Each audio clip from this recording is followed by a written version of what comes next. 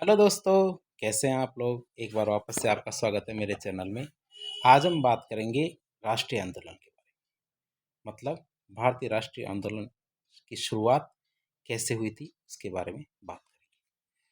28 दिसंबर 1885 को भारतीय राष्ट्रीय कांग्रेस मतलब इंडियन नेशनल कांग्रेस की स्थापना हुई थी और 28 दिसंबर 1885 को भारतीय राष्ट्रीय आंदोलन का आरंभ मान लिया गया। अर्थात इस तारीख से भारतीय राष्ट्रीय आंदोलन शुरू हुआ। लेकिन ऐसा नहीं है कि इससे पहले कोई भी दल नहीं बना या कोई भी कार्य नहीं हुआ था। तो आज हम पढ़ेंगे इससे पहले जो भी कार्य हुए थे उसके बारे में। कांग्रेस की स्थापना के पहले कौन कौन से दल थे उनके बारे में पढ़ें। सबसे पहले हम बात करेंगे बंगाल के अंदर कौन कौन से दल थे। कहाँ? बंगाल के अंदर कौन कौन से दल थे उनके बारे में बात करें। सबसे पहला दल था हमारा कौन सा? बंगाल जमींदार सभा। दल का नाम क्या था? बंगाल जमींदार सभा। इसकी स्थापना की बात करें तो बंगाल जमींदार सभा की स्थापना 1838 में की गई थी। कब की गई थी? 1838 में की गई थी। और किसके द्वारा की गई थी? द्वारिकानाथ टैगोर और राधाकांत देव के द्वारा। किसके द्वारा?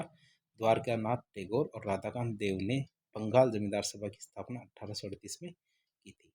बंगाल जमींदार सभा भारत का पहला राजनीतिक संगठन था। ये आप याद रखेंगे कि भारत का पहला राजनीतिक संगठन कौन है? बंगाल जमींदार सभा। दूसरा संगठन हमारा Bengal British association. Bengal British association की स्थापना इसकी स्थापना 1943 में हुई थी। कब हुई थी इसकी स्थापना? 1843। 1900 नहीं, 1843 में इसकी स्थापना हुई थी। स्थापना किसने की थी? इसकी स्थापना हमारे द्वारिकानाथ टैगोर ने की थी। तो हमने दो एसोसिएशन है उनकी बात कर ली। फिर तीसरी संस्था हमारी British India association. British India association की स्थापना 1851 में हुई थी। कब? 1851 में। और किसने की थी? देवेंद्रनाथ टैगोर और राधाकांत देव ने। तो इसकी स्थापना किसने की? राधाकांत देव और देवेंद्रनाथ टैगोर दोनों ने मिलकर हमारे ब्रिटिश इंडिया एसोसिएशन की स्थापना 1851 में की थी। फिर आती इंडिया लीग। कौन सी? इंडिया लीग की बात करें तो इंडिया लीग की स्थापना 1875 में हुई थी और इसकी स्थापना किसने की थी? शिशिर कुमार घोष ने। किसने की थी इंडिया लीग की स्थापना? शिशिर कुमार घोष ने 1875 में। फिर आती है हमारी इंडियन एसोसिएशन। क्या आती है? इंडियन एसोसिएशन आती है। तो इसकी स्थापना 1876 में हुई और इसकी स्थापना किसके द्वारा की गई? सुरेंद्रनाथ बनर्जी के द्वारा की गई। ठीक है। तो सुरेंद्रनाथ बनर्जी ने ये हमारे इंडियन एसोसिएशन की स्थापना क्यों की? कि लॉर्ड लिटन ने आईसीएस की अधिकतम आयु मतलब इंडियन सिविल सर्विसेज की अधिकतम आयु 19 वर्ष कर दी। तब सुरेंद्रनाथ बनर्जी ने यह आंदोलन चलाया था। कौन सा? Indian association. फिर आती है नेशनल कॉन्फ्रेंस। तो इसकी स्थापना 1883 में हुई थी। कब हुई थी? 1883 में। और किसने की थी? ये सुरेंद्रनाथ बनर्जी और आनंद मोहन बोस। तो ये हमने पढ़ लिया है हमारी क्या बंगाल के अंदर की संस्थाओं के बारे में। बंगाल के अंदर संस्था में सबसे पहली संस्था थी हमारी कौन सी? बंगाल जमींदार सभा। दूसरी बंगाल ब्रिटिश एसोसिएशन। तीसरी हमारी थी कौन सा? British India association. चौथी हमारी इंडिया लीग। फिर पांचवी आती है हमारी कौन सी? Indian association. और छठी कौन सी है? National conference. तो आप इनको याद रखेंगे। फिर आती है मद्रास के। तो मद्रास के दलों की बात करें तो पहला आता है मद्रास नेटिव एसोसिएशन। तो इसकी स्थापना 1852 में हुई थी। मद्रास नेटिव एसोसिएशन ने 1857 की क्रांति की आलोचना की, इसलिए लोगों ने इसका बहिष्कार कर दिया, अर्थात लोगों में ये लोकप्रिय नहीं हो पाई। फिर आती है हमारी मद्रास महाजन सभा। इसकी स्थापना 1884 में हुई थी। किसने की थी? वी राघवाचारी, सुब्रमण्यम अय्यर और आनंद चार्लू। तो मद्रास महाजन सभा इसकी स्थापना किसने की? 1884 में हमारे वी राघवाचारी, सुब्रमण्यम अय्यर। ये वो नहीं है, तारक मेहता वाले सुब्रमण्यम अय्यर नहीं है, ये दूसरे वाले सुब्रमण्यम अय्यर है। तो मद्रास महाजन सभा की स्थापना की। और ये दूसरे कौन थे? आनंद चार्लू। तो वैसे आप याद कर सकते हैं इसका नाम। तो सुब्रमण्यम अय्यर तारक मेहता के अंदर आते हैं, बबीता जी के पति। फिर आता हमारे बॉम्बे में। बॉम्बे की बात करें तो बॉम्बे एसोसिएशन आती है पहले। इसकी स्थापना किसने की? 1852 में की गई थी। बॉम्बे एसोसिएशन की स्थापना हमारे 1852 में की गई थी। किसके द्वारा? हमारे बदरुद्दीन तैयब जी और फिरोज शाह मेहता। तो बदरुद्दीन तैयब जी और फिरोज शाह मेहता ने हमारे बॉम्बे एसोसिएशन की स्थापना की। 1885 में बॉम्बे एसोसिएशन का नाम बदल दिया और इसका नाम बदल के बॉम्बे प्रेसिडेंसी एसोसिएशन रखा गया। क्या? बॉम्बे प्रेसिडेंसी एसोसिएशन रखा गया। फिर बात करते हैं लंदन में, तो लंदन में किस संस्था की स्थापना की गई? ईस्ट इंडिया एसोसिएशन की। किसकी स्थापना की गई? ईस्ट इंडिया एसोसिएशन की स्थापना 1866 में हुई, और ये स्थापना किसने की? दादाभाई नौरोजी ने। तो इस तरह हमने कांग्रेस से पहले, अर्थात कांग्रेस की स्थापना से पहले 1885 से पहले कौन कौन से संस्थान या कौन कौन से एसोसिएशन बने थे, उनके बारे में जानकारी ले लिए। अब बात करेंगे राष्ट्रीय आंदोलन के उदय के कारण क्या थे। राष्ट्रीय आंदोलन के उदय के कारण क्या थे? पहला कारण था अंग्रेज। क्या था? पहला कारण क्या रहा? राष्ट्रीय आंदोलन के उदय के कारण में अंग्रेज। अंग्रेजों के आने से कौन सी अच्छी चीज़ें हुई और कौन सी बुरी चीज़ें हुई? अंग्रेजों के आने से सबसे पहले हुई राजनीतिक एकरूपता। अंग्रेजों के आने से पहले हमारे जो राजा थे वो अलग अलग रहा करते थे। जैसे दक्षिण में हमारे मैसूर के राजा टीपू सुल्तान थे, बीच में मराठे, फिर उसके ऊपर मुगल, फिर पंजाब के अंदर हमारे रणजीत सिंह थे, जो बिहार, बंगाल, अवध, तो यहाँ पे क्या राजा अलग अलग रहा करते थे, आपस में युद्ध लड़ा करते थे। उनमें कभी भी एकरूपता नहीं थी। कभी मोहम्मद शाह अब्दाली आते थे, कभी कौन आता था, तो ये भारत को लूट के चला जाता था। लेकिन अंग्रेजों के आने के बाद क्या राजनीतिक रूप से भारत एक हुआ, अर्थात पूरा भारत अंग्रेजों के आने की वजह से एक हो गया। दूसरा, प्रशासनिक एकरूपता आई। पहले क्या है, प्रशासन अलग अलग संभाला करते थे। जैसे मराठों में अष्टप्रधान हुआ करते थे, जो हमारे मुगल थे उनमें क्या मनसबदारी प्रथा थी, अर्थात मनसब दिए जाते थे। तो हमारे पंजाब के अंदर जो कुछ बहुत अलग अलग व्यवस्था होती थी। लेकिन अंग्रेजों के आने के बाद पूरा प्रशासन एक जैसा चलने लगा। अंग्रेजों के आने के बाद प्रशासन की निर्व्यक्तिकता हुई। क्या? प्रशासन की निर्व्यक्तिकता का मतलब किसी भी एक व्यक्ति की वजह से प्रशासन नहीं चलता है। अर्थात हमारे गवर्नर जनरल चेंज हो जाते हैं, उन पे भी महाभियोग चलता है। कई बार हमने देखा गवर्नर जनरल, वायसराय, इन पे भी महाभियोग चले हैं। तो ये क्या है, किसी भी व्यक्ति को प्रधानता नहीं देते हैं। फिर शिक्षा, अंग्रेजों के आने के बाद भारत के अंदर शिक्षा का प्रचार प्रसार काफ़ी ज़्यादा बढ़ा।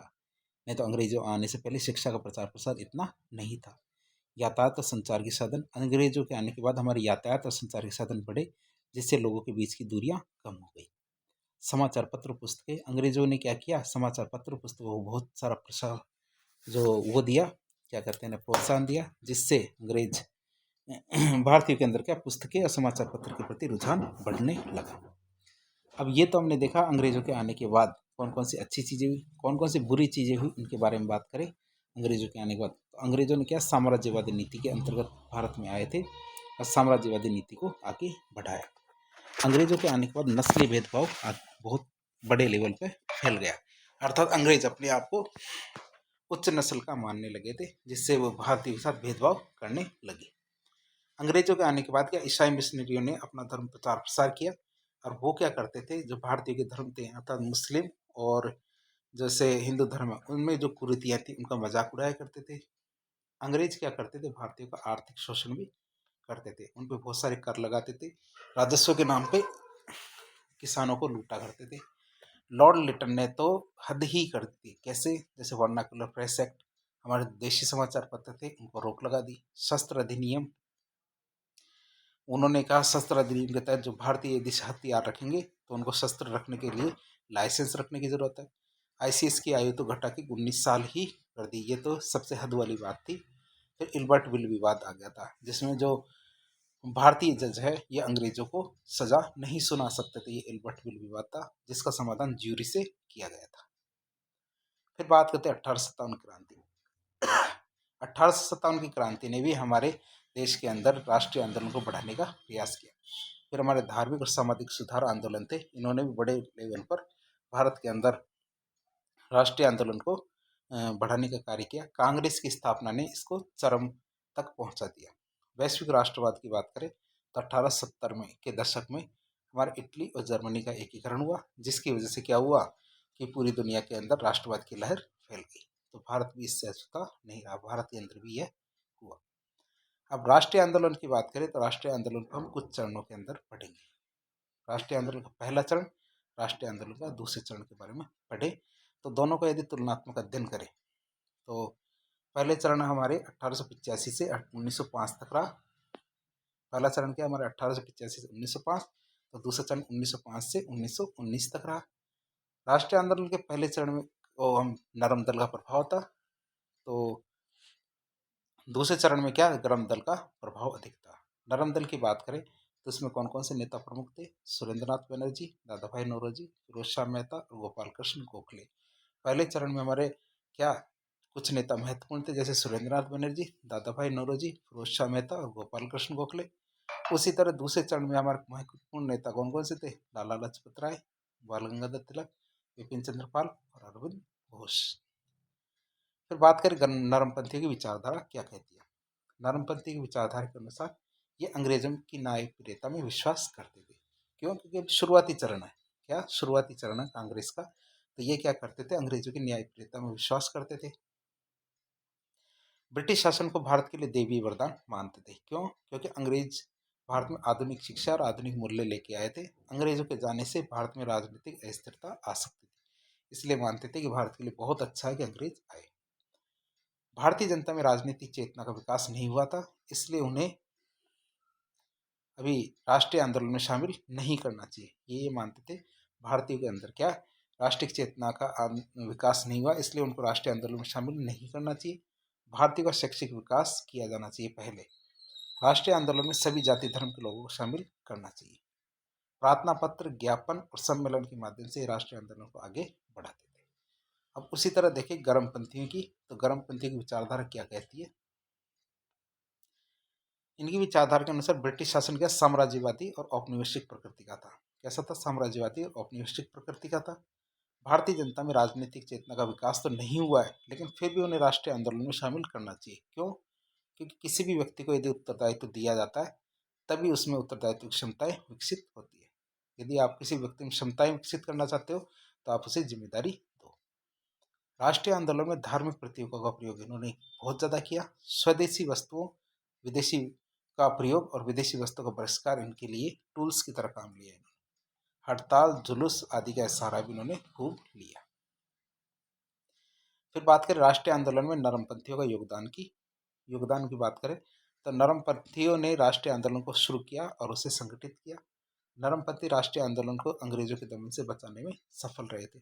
यदि ये क्रूर हो जाते तो अंग्रेज क्या है इसका दमन आसानी से कर सकते थे। नरमपंथियों ने धन निष्कासन का सिद्धांत मतलब theory of drain of wealth इसको लोकप्रिय बनाया, जिससे अंग्रेजों का आर्थिक शोषणकारी जो चेहरा सबके सामने आया। धन निष्कासन के सिद्धांत अर्थात भारतीय पैसा ब्रिटेन जा रहा है, ये उन्होंने सब सारी दुनिया को बताया। नरमपंथियों ने राष्ट्रीय आंदोलन को धर्मनिरपेक्ष स्वरूप प्रदान किया। नरमपंथियों के कारण अंग्रेजों को भारत में कई सुधार करने पड़े। जैसे 1886 में लोक सेवा आयोग की स्थापना की गई। लंदन में लोक सेवा आयोग की स्थापना एचिसन समिति की सिफारिश पर की गई थी। कब? 1886 में लोक सेवा आयोग की स्थापना किसकी सिफारिश पर की गई? एचिसन समिति की सिफारिश पर की गई थी। और बात करें हम 1892 में भारत परिषद अधिनियम पारित किया गया 1892 का। 1896 में व्यय सुधार आयोग की स्थापना की गई और व्यय सुधार आयोग हमारा वेल्बी आयोग की सिफारिश पर, या इसे वेल्बी आयोग भी कहते हैं। फिर बात करें हमारे जो राष्ट्रीय आंदोलन में गर्मपंथियों के योगदान की, तो गर्मपंथियों ने अंग्रेजों के वास्तविक स्वरूप को सबके सामने लाए। गर्मपंथियों ने राष्ट्रीय आंदोलन को जन आंदोलन बनाया। विदेशी वस्तुओं के बहिष्कार से स्वदेशी उद्योग धंधों को बहुत ज्यादा फायदा हुआ। गर्मपंथियों ने स्वदेशी शिक्षण संस्थाओं की स्थापना की, जिससे समाज में शिक्षा का प्रचार प्रसार हुआ। गर्मपंथियों ने व्यक्तिगत त्याग और बलिदान का उदाहरण पेश किया, जैसे हमारे बाल गंगाधर तिलक पहले राजनेता बने जिनको जेल हुई थी। अर्थात बाल गंगाधर तिलक क्या थे? पहले हमारे राजनेता थे जिनको पहली बार जेल होती है। फिर कमियों की बात करते हैं। नरमपंथियों की क्या कमियां थी? नरमपंथी अंग्रेजी शासन के वास्तविक स्वरूप को सबके सामने नहीं ला पाए। नरमपंथी राष्ट्रीय आंदोलन को जन आंदोलन नहीं बना पाए थे। नरमपंथियों की अधिकतर मांगे क्या उच्च वर्ग से संबंधित होती थी। नरमपंथियों का राष्ट्रीय आंदोलन में योगदान अंशकालिक होता था, अर्थात कभी कभी ये मिलते थे, तो इसलिए इनका योगदान बढ़ नहीं पाया। नरमपंथियों के अनुनय विनय की जो नीति थी या राजनीतिक भिक्षावृत्ति की नीति थी, इससे हमेशा युवा नाराज रहते थे। फिर बात करें गर्मपंथियों की कमियों की, तो गर्मपंथियों की कमियां क्या थी? गर्मपंथियों के अतिवादी रवैये के कारण कांग्रेस में विभाजन हो जाता है। ब्रिटिश सरकार ने आंदोलन को दमन कर देती है। इस वजह से गर्मपंथियों के धार्मिक प्रतीकों के प्रयोग के कारण आंदोलन धर्मनिरपेक्ष जो इसका स्वरूप था वह उसका नुकसान होता है। गर्मपंथियों ने जो धार्मिक प्रतीकों का प्रयोग किया, इससे आंदोलन का धर्मनिरपेक्ष स्वरूप था ना, वह खराब हो जाता है। गर्मपंथियों ने अंग्रेजों की आलोचना की। गर्मपंथियों ने अंग्रेजों की आलोचना के बजाय धर्मपंथी की आलोचना पर ज्यादा ध्यान दिया।